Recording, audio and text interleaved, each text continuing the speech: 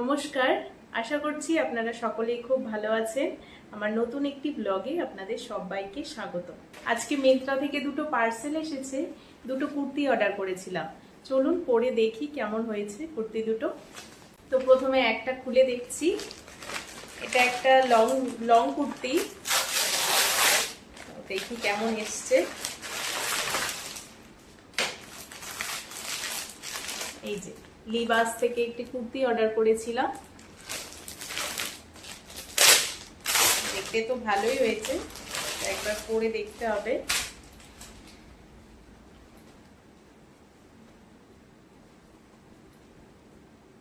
এই যে একবার পরে আসি।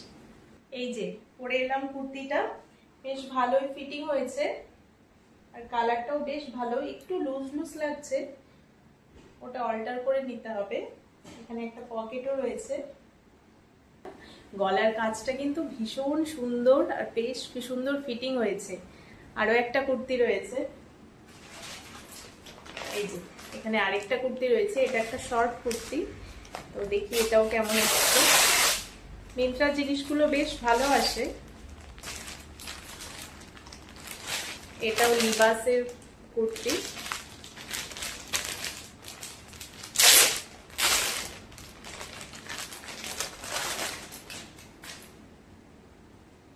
কাপড়টা এত নরম। এই যে এই কুর্তিটা পরে আসি। এই যে এই কুর্তিটাও পরে এলাম, কাপড়টা এত নরম আর পরে এত আরাম লাগছে, খুব সুন্দর হয়েছে কুর্তিটা। দুটো কুর্তি খুব ভালো হয়েছে। এই যে দুটো কুর্তির মধ্যে আপনাদের কোন কুর্তিটা বেশি ভালো লাগলো আমাকে কমেন্ট করে জানাবেন। কিন্তু সাজন গোজন করে ভিডিও করা শেষ, এবার চলে এসেছি আমার সব থেকে কমফোর্টেবল ড্রেস নাইটি পরে রান্নাঘরে। আজকে রান্নাঘরে তেমন কাজকর্ম নেই, আর ওর বাবাও গেছে একটা মিটিংয়ে, সেই জন্য ভেবেছি আজকে রান্নাঘরে মশলার কৌটোগুলো একটু ধুয়ে দেব। যেহেতু আমার রান্নাঘরে চিমনি লাগানো নেই, আর যেখানে রান্না করি গ্যাস ওভেনটা যেখানে রাখা আছে সেখান থেকে জানলাটা অনেক দূরে, আর এক্সস্ট ফ্যানটাও ওই জানলার ওপরেই লাগানো আছে, সেই জন্য ধোঁয়াটা ঘরের মধ্যেই আটকে যায় রান্নার গ্যাসটা।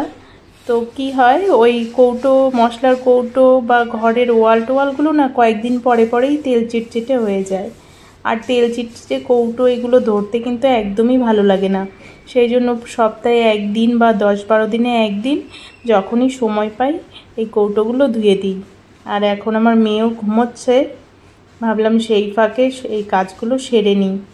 ওয়ালগুলো সবসময় পরিষ্কার করতে পারি না, তবু মাসে একদিন চেষ্টা করি ওয়ালগুলো পরিষ্কার করে ফেলার। তো কৌটোগুলো আমি ধুয়ে দিতে থাকি। তো আজকের ভিডিওটাও এই পর্যন্তই, দেখা হবে নতুন একটি ভিডিওতে। ততক্ষণ ভালো থাকবেন, সুস্থ থাকবেন, আর ভিডিওটি দেখার জন্য অনেক অনেক ধন্যবাদ।